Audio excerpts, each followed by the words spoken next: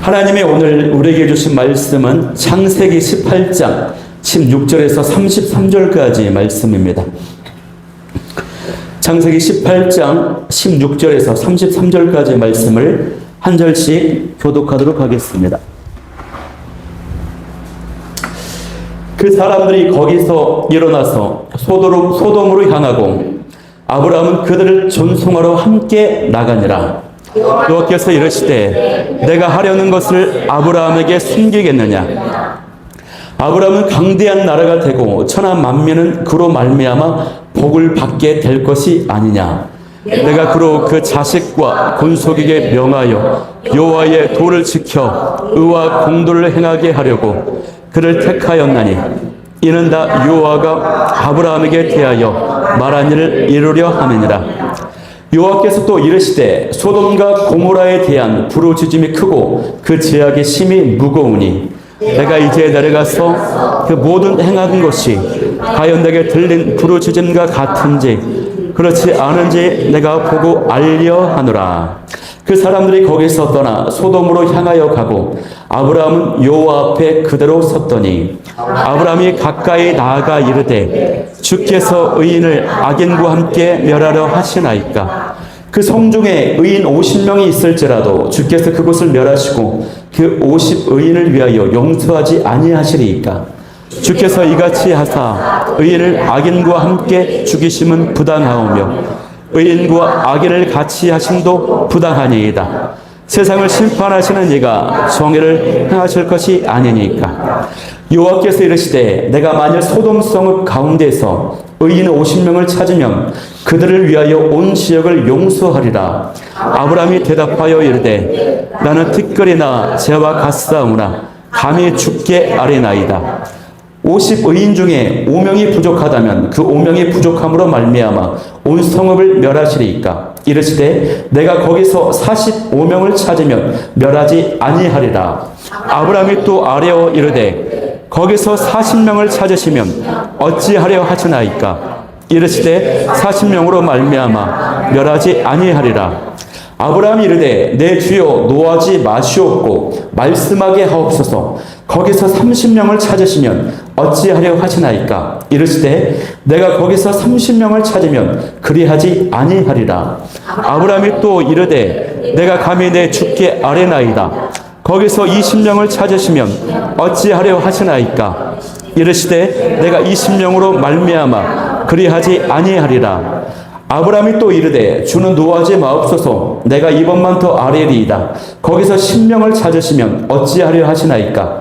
이르시되 내가 10명으로 말미암아 멸하지 아니하리라. 여호와께서 아브라함과 말씀을 마치시고 가시니 아브라함도 자기 곳으로 돌아갔더라. 아멘. 할렐루야. 아멘. 네, 저녁 예배 오셔서 함께 예배드릴 수 있어서 너무나도 감사합니다. 오늘 저는 아브라함의 중보 기도라는 제목으로 오늘 말씀을 나누도록 하겠습니다. 지난번에 제가 우리 김미옥 선교사님께 좌표 이동해서 이쪽으로 오라고 한 바가 있는데 알고 보니까 우리 선교사님 눈이 안 좋으셔가지고 이 PPT가 안 보인대요. 그래서 이쪽으로 가면은 안 된대요. 그래서 이쪽이 좋대요.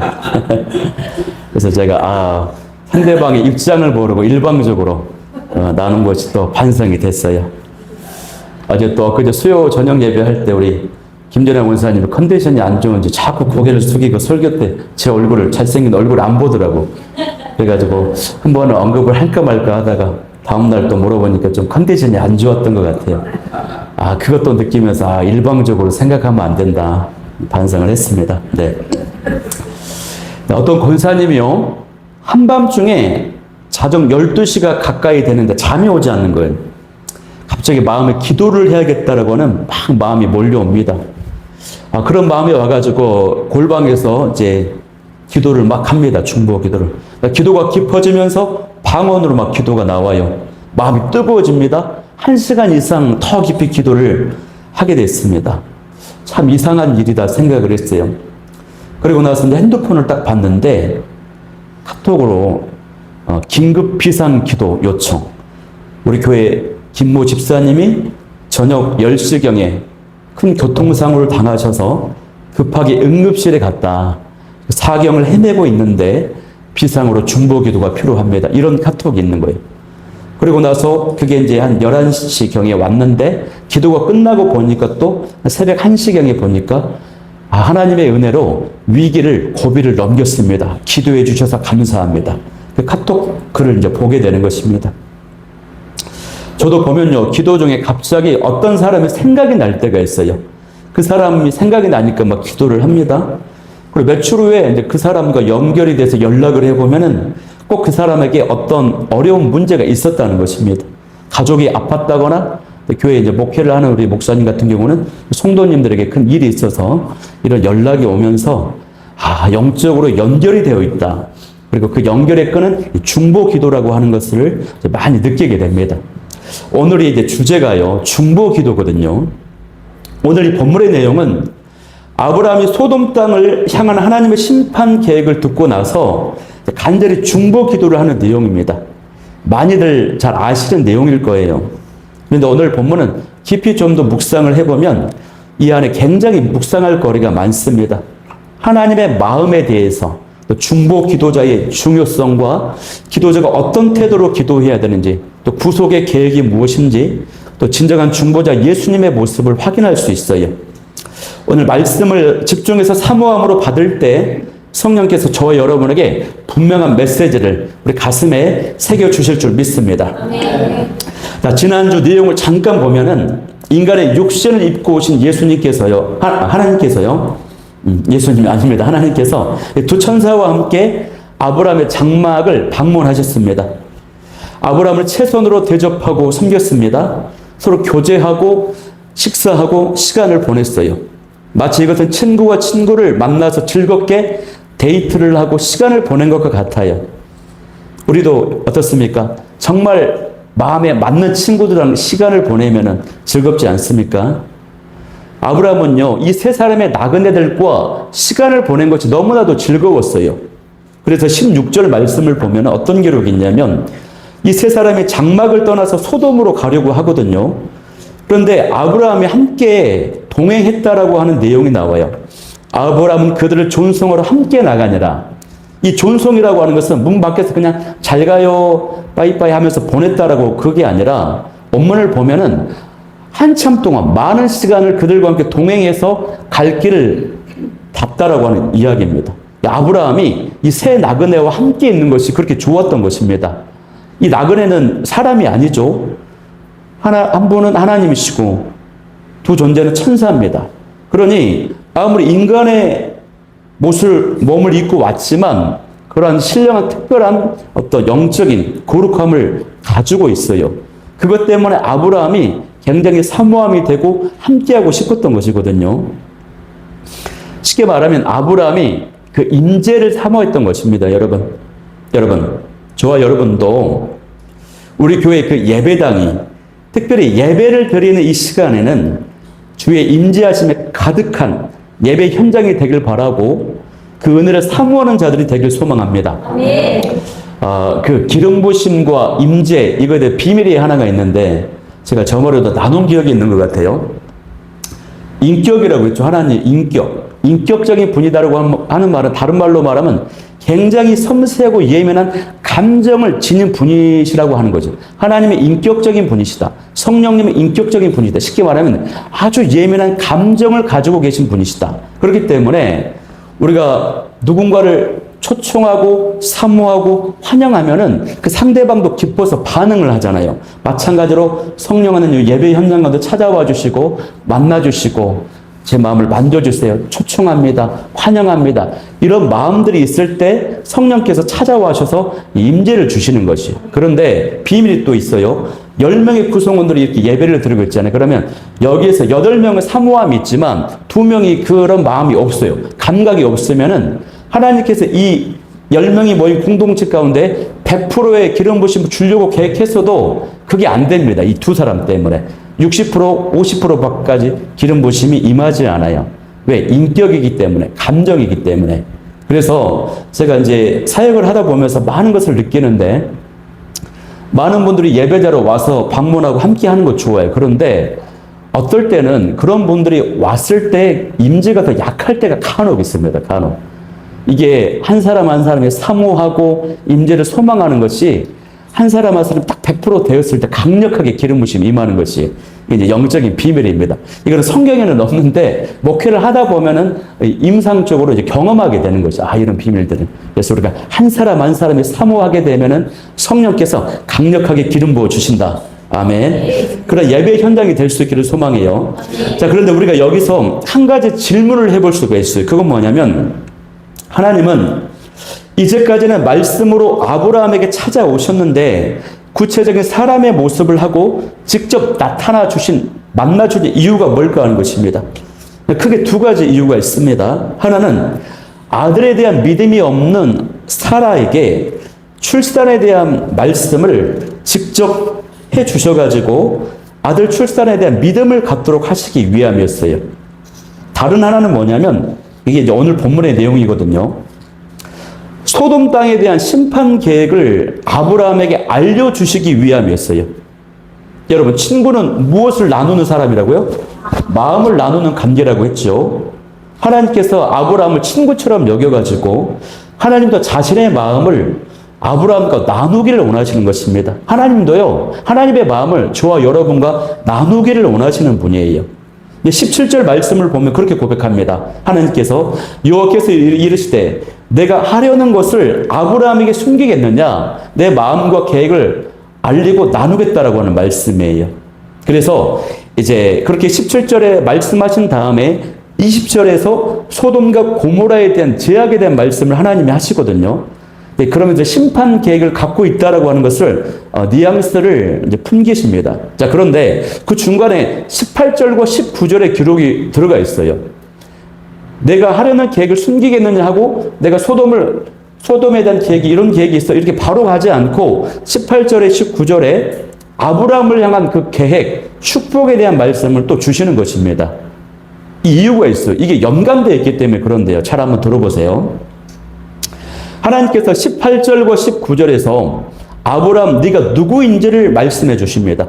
아브라함을 향한 계획, 즉 내가 너를 축복하겠다, 복의 근원이 되게 하겠다라고 하는 말씀, 그 언약을 거듭해서 알려주시거든요. 하나님이 이 좋은 계획을 아브라함에게 여러 차례 말씀하십니다. 사랑하기 때문에, 좋은 계획이기 때문에 또 말씀해주고 싶은 거예요. 근데 여기서 이제 좀 특징적인 게 있다면은 19절 말씀을 보면요, 이렇게 기록되어 있어요. 내가 그로 그 자식과 권속에게 명하여 여호와의 도를 지켜 의와 공도를 행하게 하려고 그를 선택하였나니 자녀들을 택했단 말입니다. 택하였나니 이는 나 여호와가 아브라함에게 대해 한 말을 이루려 함이니라. 어떤 뜻이냐면요, 아브라함의 자손들에게도 하나님의 아브라함에게 하셨던 그 언약이 유효하다라고 하는 것입니다. 자녀들에게도 동일하게 아브라함과 맺은 그 언약이 유효하다. 축복의 통로, 복의 근원이 되게 하시겠다라고 말씀하세요. 이것이 다른 언약과 계획과 조금 차별화된 점입니다. 19절의 말씀이. 그러니까 이 약속은 하나님께서 아브라함에게만 한 것이 아니라 아브라함의 자손들과 친히 맺으신 언약이라는 것입니다. 그래서 그들의 자손들도 복의 근원이 될 수 있다 없다? 될 수 있다라고 하는 사실이에요, 여러분. 이것이 우리에게 너무나도 중요한데 왜 그렇습니까? 우리가 바로 아브라함의 영적 자손입니까? 아닙니까? 영적 자손이기 때문에 그래요. 그러니까 하나님께서 아브라함과만 언약을 맺은 게 아니라 그 자손인 우리들과도 직접적인 언약을 맺은 것과 같다는 것입니다. 여러분, 천하 만민이 복을 받도록 축복의 통로가 되게 하신 것이요, 하나님께서 아브라함을 부르신 그 목적이거든요. 축복을 나누어 주도록, 은혜를 나누어 주도록 하는 삶. 그런데 이것이 또한 아브라함의 영적 자손이 저와 여러분을 부르신 분명한 이유라고 하는 것입니다. 우리가 이 땅에 살고 있는 이유가 바로 이것이에요, 여러분. 하나님께서 여러분을, 저를 축복의 통로로 부르셨다고 하는 사실을 분명히 알고 계십니까, 여러분? 여러분 안에는요, 다른 사람이 능히 축복을 받도록 할 만큼의 놀라운 능력과 은혜를 가지고 있다는 것을 꼭 믿을 수 있길 소망합니다. 사람들은요, 나를 막 무시할 때가 있죠. 그리고 또 저도 공부를 못해갖고 어릴 때 남아서 공부했다 그랬죠. 혼자 노는 아이라고 그랬어요. 그런데요, 제가 사역자가 되고 나니까 어르신들 신방을 가잖아요. 신방을 가면 외로우신 분들이 많아요. 돈 아낀다고 불 다 꺼놓고 어두컴컴하게 우두커니 그냥 외롭게 계신 분들이 굉장히 많아요. 그러면 제가 손잡고 기도해주고 예배를 드려주고 말씀을 전해주면요, 그렇게 좋아하시고 행복해 하시면서 얼마나 고마워하시는지 허리춤에서 몸빼 바지 안에서 꼬깃꼬깃가 10,000원짜리 한 장 떼가지고 저한테 간식 사 먹으러 줍니다. 전기세까지 아끼시는 그 분이 아깝지 않다는 거죠. 그렇게 막 내줍니다. 어르신들 뿐만 아닙니다. 젊은 사람들도 아파서 병상에 누워있거나 고난 가운데 있을 때 다가가서 말씀과 기도를 위로해주고 힘을 실어주면요, 눈물 속에 감격을 막 해요. 눈물을 흘리면서 너무 고마워하는 것입니다. 이게 제가 사역자라고 해서 그런 게 아니라 저와 여러분이 이처럼 축복의 통로라고 하는 것입니다. 우리가 복음을 나눠줍니다. 축복을 나눠줍니다. 은혜를 나눠줍니다. 말씀을 나눠줍니다. 사랑을 나눠줍니다. 그러면 살아나고 치유되고 회복되는 역사가 있다는 것입니다. 그래서 이런 경험들이 우리 안에서 일상 가운데서 자주자주 경험될 수 있어야 돼요. 성도의 삶은요, 여러분, 예배 시간에만 예배 와서 하나님께 예배를 드리고 끝이 아닙니다. 그게 아니라 일상생활 가운데 순간순간 이런 축복의 통로로서 쓰임을 받아야 돼. 나를 통해서 다른 사람이 살아나고 회복되고 치유되고 이 역사가 곳곳에서 경험될 수 있기를 축복합니다. 그래서 이 정체성을 나는 축복의 통로다. 하나님이 나를 축복의 통로로 바라보고 계신다. 이 정체성을 분명히 하고 가야 됩니다. 이유가 있습니다. 그래야 다음 하나님께서 소돔과 고모라에 대한 심판 계획을 알려주시기 때문에 그 이유와 연결이 되기 때문에 그래요. 하나님은요, 먼저 아브라함의 정체성과 사명을 분명하게 너를 향한 계획에 대해서 말씀하시면서 정체성과 사명을 분명하게 확인시켜 주십니다. 그 다음에 소돔과 고모라에 대한 심판 계획이 있음을 하나님의 말씀하시는 것이에요. 자, 이것이 바로 하나님이 직접적으로 아브라함에게 나타나신 두 번째 이유거든요. 자, 이후에 전개되는 그 상황을 보면은 아브라함이 심판 계획을 취소해달라고 간절히 중보 기도를 하거든요. 중보 기도를 합니다. 이처럼 하나님은 아브라함이 진정한 복의 근원이 되려면 그냥 되는 것이 아니라 중보 기도의 사명자가 되어야 한다고 하는 것을 가르쳐주는 사건이에요, 여러분. 어떤 사람이 지약 때문에 죽어갑니다. 망하기 직전 가운데 있어요. 하나님은 아브라함을 축복의 통로로 부르셨어요. 그리고 이 일한 어떤 심판의 계획에 말씀해 주셨어요. 그러면서 아브라함으로 하여금 깨닫게 하는 거예요. 나는 축복의 통로로서 나의 사명은 저 사람을 살리고 세우는 것이구나. 그 핵심은 중보 기도로서 하나님의 구원 계획에 동참하는 것이구나. 이게 다 이렇게 연결이 되어 있다고 하는 것입니다, 여러분. 여러분, 우리가 축복의 통로, 복의 근원이 된다고 하는 것은요, 누군가를 축복을 한다라고 하는 것은 다른 말로 말하면 가장 먼저 중보 기도자가 된다는 말과 똑같은 거예요.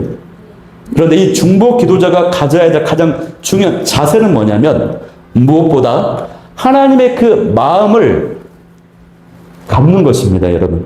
그 심정을 아는 것이에요. 근데 여기서 하나님의 마음을 안다라고 하는 거, 하나님의 심정을 갖는다라고 하는 그 하나님의 마음은 어떤 마음이냐면 슬픈 마음이에요. 아픈 마음이에요.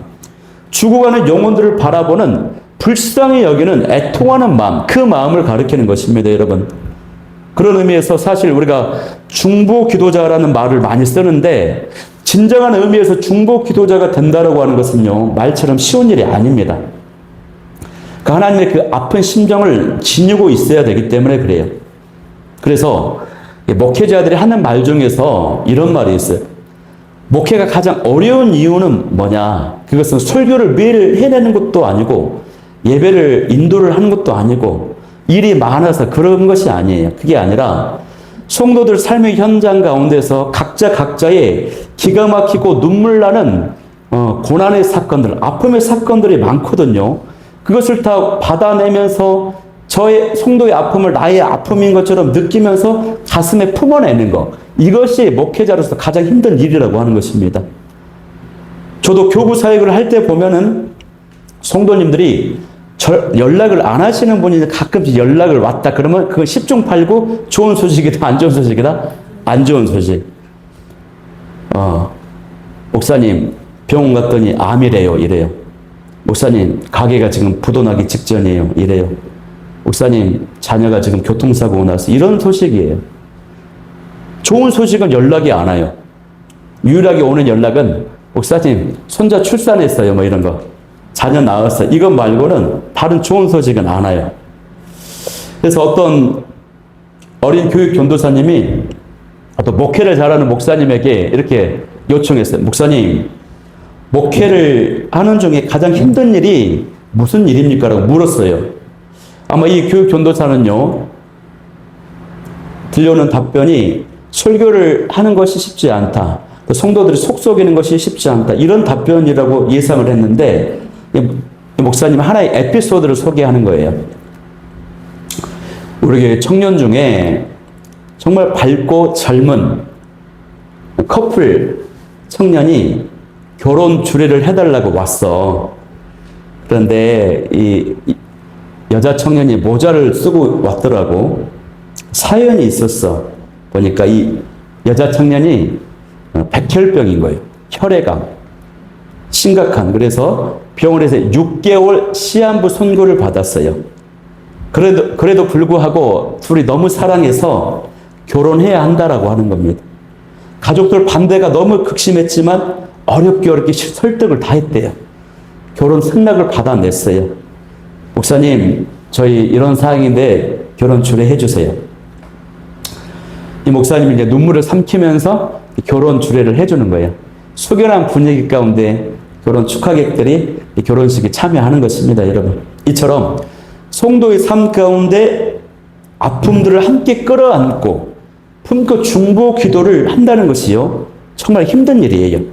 중보 기도는 누구나 할 수 있지만 진정한 중보 기도자는 쉽지 않은 일이라고 하는 것입니다. 그런데 하나님은요, 축복의 통로가 되는 그 사명은 먼저 그런 중보 기도의 사명자가 되어야 한다라고 하는 것을 아브라함을 지금 중보 기도자로 부르셔서 그 가르침을 지금 주고 계시는 것이에요. 엄밀하게 말하면요, 하나님이 아브라함에게 중보 기도를 하라고 명령하는 게 아니고 하나님은 지금 자신의 아픈 심정을 아브라함이 알아주었으면 하는 그 마음으로 있어요.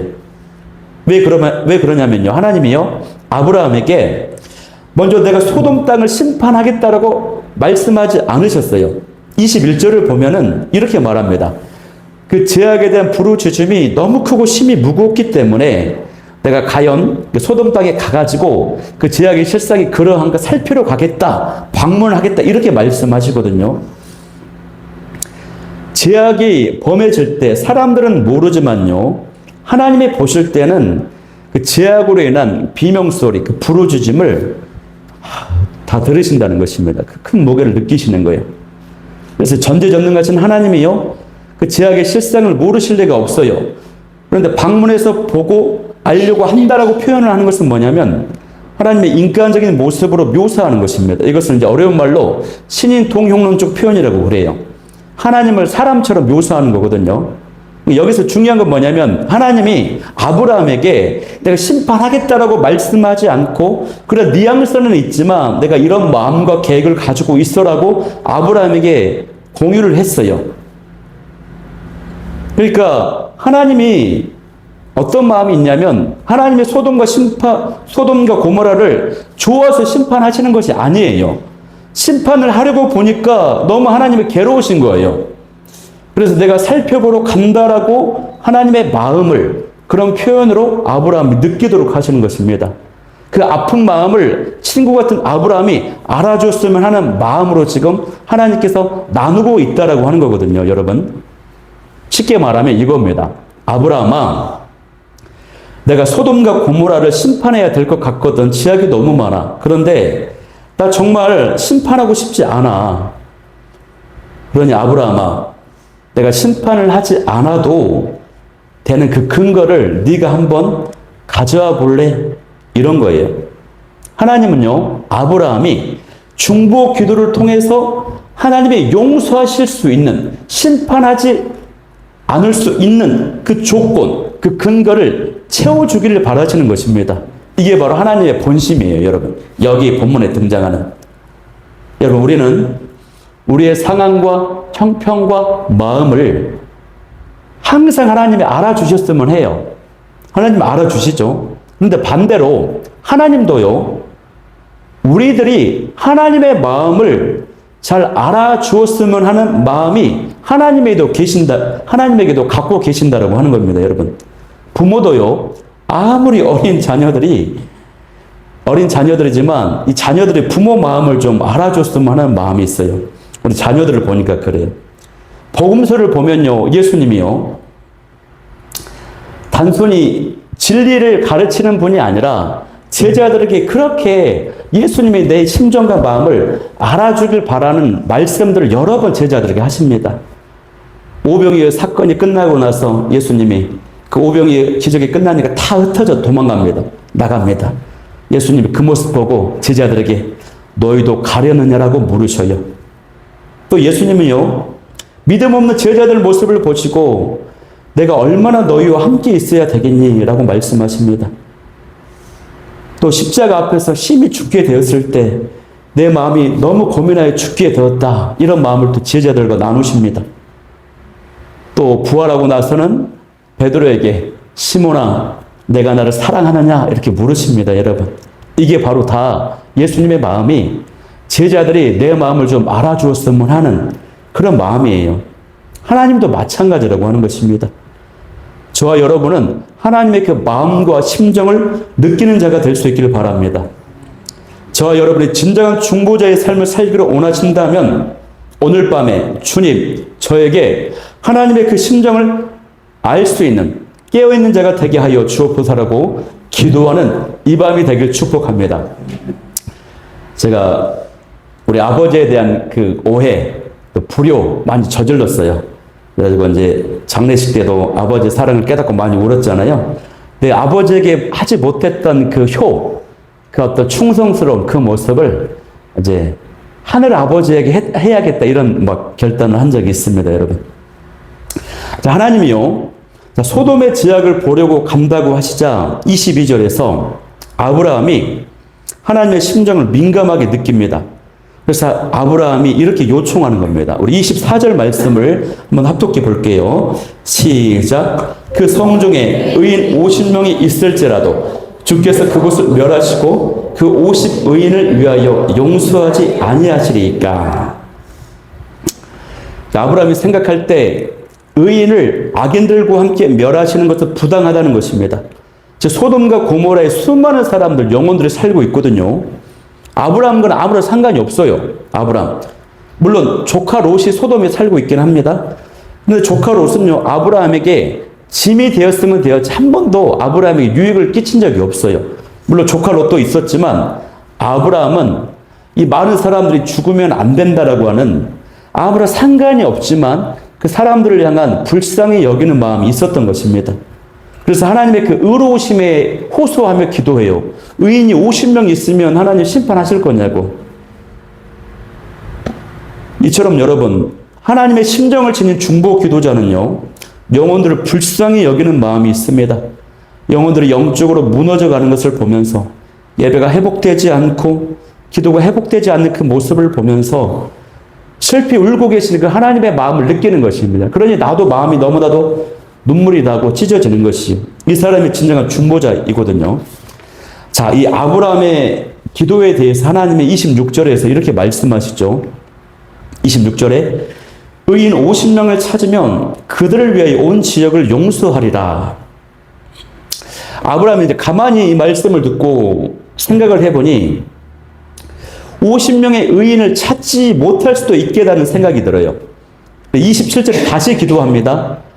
나는 특길과도 같으니 감히 죽게 아뢰입니다. 50명 중에서 5명이 부족해서 의인 45명이어도 멸하시렵니까? 그래요. 하나님 또 45명을 찾으면 멸하지 않겠다고 말씀하십니다. 자, 이런 식의 기도가요, 계속됩니다. 45명에서 40명, 30명, 20명, 10명. 그리고 아브라함이 10명까지 학답을 받고 나서요, 돌아갔습니다. 33절에 이제 오늘 본문의 마지막 그렇게 돌아가거든요. 자, 이 모습에 대해서요, 여러분 지금 이 똑같은 기도를 아브라함이 여러 번 하지 않습니까? 하나님의 이 아브라함의 기도를 여러 번 받으시면서 하나님의 기분이 어땠을까요? 화가 나셨을까요? 좋으셨을까요, 여러분? 좋으셨을 거예요. 사람 같았으면, 저 같았으면 장난하냐? 죽을래? 그만 좀 해. 했을 텐데 하나님께서는요, 반복되는 이 아브라함의 기도에 화를 내지 않으세요. 매 순간 친절하게 응답을 주십니다. 왜? 하나님도 소돔 고모라 땅을 심판하고 싶지 않으시거든요. 그 근거를 아브라함이 중보 기도로 마련했으면 좋겠는 거예요. 만약에 아브라함이 10명 이후에 5명은요, 3명은요, 1명은요, 이렇게 기도했어도 하나님은 오케이. 그래, 오케이. 5명 주어. 3명 주어. 1명까지 갔어도 하나님은 들어주셨을 거예요. 왜냐하면 아브라함이 지니고 있는 그 영혼을 향한 궁율의 마음을 매 기쁘게 여기셨기 때문이거든요. 우리는 여기서 아브라함에게는 기도를 포기하지 않는 마음이 있었다라고 하는 사실을 먼저 묵상해야 되는데요. 아브라함 입장에서도 포기할 법도 한데 포기하지 않았어요. 자, 예전에 어떤 목사님께서 이 본문을 설명하면서 이렇게 설명하시더라고요. 아브라함이 의인 50명에서 10명까지 내려간 이유는 뭐냐면 아브라함이 직접 소돔을 들어가서 의인을 직접 찾아보았다는 것입니다. 도저히 50명이 안 될 것 같으니까 다시 하나님께 와서 45명 가능합니까? 오케이. 다시 45명을 찾았는데 찾지를 못해. 그래가지고 40명은요? 오케이. 다시 가서 30명, 20명. 없는 거예요. 20명도 없고 10명도. 10명까지 기도해가지고 10명 찾으러 갔는데 10명도 없어요. 그래가지고 아브라함이 더 이상 기도를 포기하고 돌아가 버렸다. 이렇게 이제 설교를 하시더라고요. 나름 일리가 있는 것 같아요. 근데 상상력을 발휘해서 이제 설교를 풀어낸 겁니다. 그런데 저는 그것보다도 이 말씀에서 묵상 중에 발견하게 되는 것은 뭐였냐면 중보 기도의 횟수였어요. 중보 기도 횟수가요, 6번이거든요. 6번. 완전 숫자가 몇입니까? 7입니다.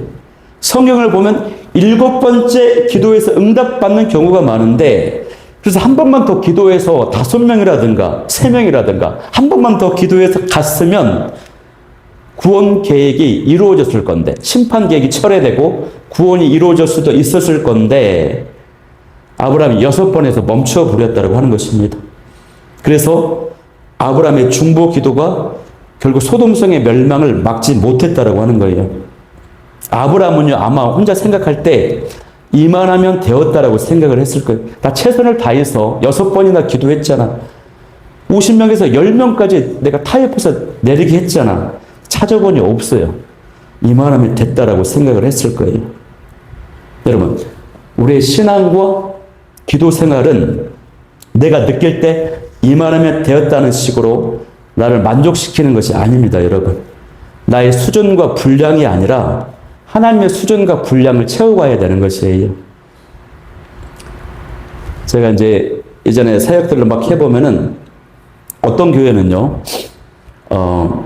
3시간 기도 생활을 했다는 걸 막 자랑을 합니다. 공동체에서 예배 후 막 3시간 기도해요. 와, 대단하다 막 느끼고, 당사자들도 자부심을 느껴요. 다른 교회를 제가 가봤더니 거기는요, 3시간 우습게 보더라고요. 7시간 기도를 하더라고요. 와, 여기 더 대단하네. 다른 공동체를 갔더니요, 거기는 그냥 삶의 기도예요, 그냥. 직장 생활을 우리가 9시 출근하듯이 퇴근 저녁에 6시 하잖아요. 그러듯이 부천에 있는 어떤 교회가 그렇게 막 기도를 해요. 그러면서, 아, 이것은 내가 생각할 때 나의 수준과 분량으로 이만하면 되었어라고 우리 신앙과 우리의 어떤 기도가 자족하면 안 된다라고 하는 것입니다. 하나님의 수준과 분량을 채워야 된다라고 하는 거예요. 바라옵기는요, 우리는 이만하면 되었다라고 멈출 때가 있는데 하나님을 더 축복받고 하나님이 더 축복하시고 응답을 주실 수 있도록 우리 끝까지 이 기도의 선을 내리지 않기를, 들고 있을 수 있기를 축복합니다. 자, 그런데 여기서 우리가 아주 중요한 것을 발견해야 되는데요. 그것은요, 하나님의 이 구원 계획은 중보 기도자의 그 기도를 함께 들으시면서 진행을 하신다고 하는 거예요. 우리가 악인들을 위해서 기도할 때 그들에게 구원의 은혜를 베풀어 달라고 기도하면요, 하나님의 구원의 은혜를 주신다는 것입니다. 이것을 보여주는 거예요, 사실. 만약에 소돔 땅에 의인 10명이 있었다고 한다면 아브라함이 50명에서 10명까지 중보 기도를 해서 하나님의 그 심판 계획이 구원 계획으로 바뀌게 되는 것입니다. 그러니까 하나님의 그 구원 사역과 계획 가운데 우리의 기도가 얼마나 중요한 것인지 몰라요, 여러분. 우리가 이 기도함을 통해서 하나님의 구원 사역에 동참할 수 있게 된다는 것입니다. 이게 놀라운 사건이에요, 여러분. 그래서 출애굽기 32장 14절 말씀을 보면은 시내산 밑에서 금송아지 숭배했던 이스라엘을 하나님의 전멸을 해보려고 하니까 모세가 간절히 중보기도 하잖아요. 그 기도 들으시고 용서하시거든요. 이런 중보기도의 능력이 앞서 권사님이 이야기, 한밤중에 기도했던 그 권사님 이야기처럼 그분이 사경을 헤매고 죽어야 되는데 그 기도의 능력으로 그 고비를 넘긴 이런 이야기들이요, 신앙생활을 하면서 굉장히 많습니다. 또 이런 웃긴 이야기도 있어요. 실제 이야기거든요. 어느 신앙 좋은 여자 청년이 퇴근을 해서 이제 한밤중에 집에 들어갑니다. 집이 변두리고 골목길이 으슥해요. 골목길을 통과해야 돼, 으슥한 곳을. 거기에 이제 불량배들이 몇 명 있는 것입니다. 이 불량배들이 그 청년 보고 오래 이리 와, 뭐 돈을 갈취하려고 하는 겁니다. 이 여자 청년이 너무 두려운 나머지 그 순간 방언 기도가 터져버린 거예요. 소리가 일반적이지 않잖아요. 일반인들이 들을 때. 너무 불안해가지고, 두려워가지고, 방언 기도가 터지니까, 이 불량배들이 그 소리를 듣고, 부담스러운 거예요. 이 정신이 좀 이상한가 하면서 그냥 가버렸어요. 그래가지고, 이 방언 기도가 영적으로도 우리를 보호해주지만, 물리적으로도 보호를 해준다라고 하는 것입니다, 여러분. 물리적으로 호신용이 됩니다. 이 중보 기도가요, 글자 그대로 나를 위한 기도가 아닙니다. 다른 사람들을 위한 기도하는 것이기 때문에 이 중보 기도를 할 때요, 내가 그릇이 큰 사람이 돼요. 하나님은 중보하는 자를 매우 기뻐하십니다. 여러분, 옆자리 보시면은 빈자리가 많지 않습니까? 이 빈자리를 채워달라고 우리가 기도해야 될 줄 믿습니다. 에스겔 22장 30절 말씀을 보면은 하나님의 에스겔에게 이렇게 말씀하십니다. 이 땅을 위하여 성을 쌓으며 성 무너진 데를 막아서서 나로 하여금 멸하지 못하게 할 사람을 내가 그 가운데서 찾다가 찾지 못하였다. 쉽게 말하면 내가 심판하려고 계획을 하고 있는데 이거를 막아서게 할 중보 기도자가 없어서 내가 심판한다, 이 뜻이거든요. 하나님께서 찾으시는 것입니다. 중보자가 없을 때 심판이 임하는 것이에요.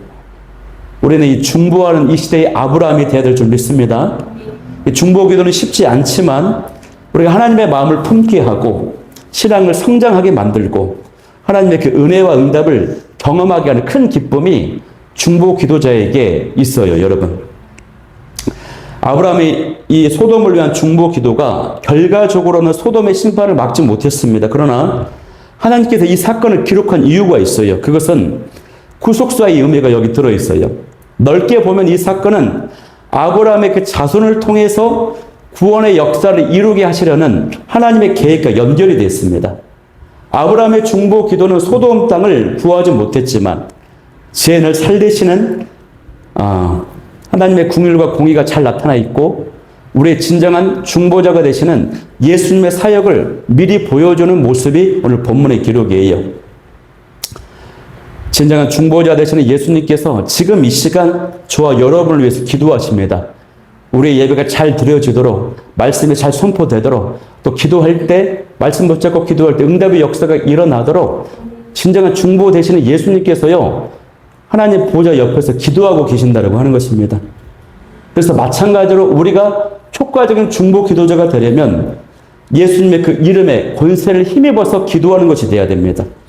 우리가 기도할 때 마지막에 매번 예수님 이름으로 기도드립니다. 하지만 이것은 어떤 주문처럼 습관적으로 하는 것이 아니라 정말 예수 그리스도의 이름의 권세와 통치하심이 있다라고 하는 것을 의식하면서 그 권세에 의탁하면서 기도할 때 놀라운 능력과 응답이 나타난다고 하는 것입니다. 지금까지는 너희가 아무것도 내 이름으로 구하지 아니하였으니 구하라 그리하면 받으리니 너희 기쁨이 충만하리라. 그러므로 우리가 예수 그리스도의 이름을 기계적으로 언급하는 것이 아니라 그의 통치하심을, 그 권세를 정말로 의지하면서 온전히 확신하는 가운데 예수님의 이름으로 기도하고 중보할 때에 놀라운 능력과 응답이 나타나게 되는 줄 믿습니다. 자, 오늘 이 말씀을 붙잡고 기도할 때요, 기도 제목 3가지. 첫 번째는 아브라함의 영적 자손인 내가 세상을 향한 축복의 통로임을 명심하게 도와주옵소서. 두 번째는 하나님의 마음을 품은 중보 기도자로 살아가게 도와주옵소서. 세 번째는 예수 그리스도의 이름을 의지하는 기도자가 되어서 하나님의 그 놀라운 구원 계획에 쓰임받게 하여 달라고 이 밤에 기도할 수 있기를 원합니다. 우리 아버지 당신의 마음이 있는 곳에 찬양하면서 기도하도록 하겠습니다.